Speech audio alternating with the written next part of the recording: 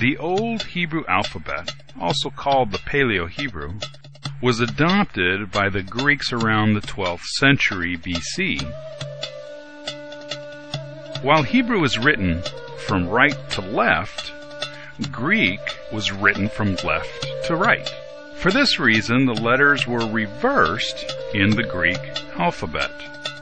Here we see the first 5 letters of the Old Hebrew alphabet: the Aleph, Bet, Gimel, Dalet, and He.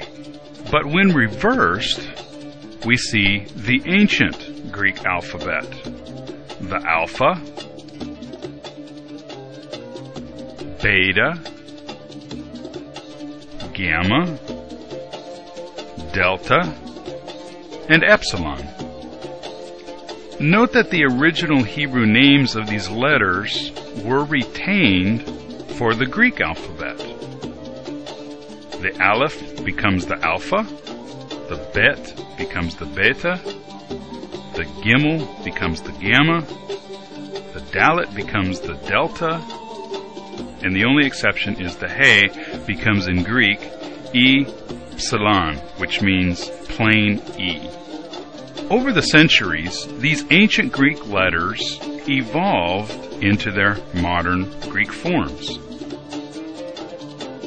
Our English alphabet is Roman, and because the Romans adopted the Greek alphabet, we're able to see our own modern English alphabet in these ancient Hebrew turned Greek letters: the A, B, C, D, and E.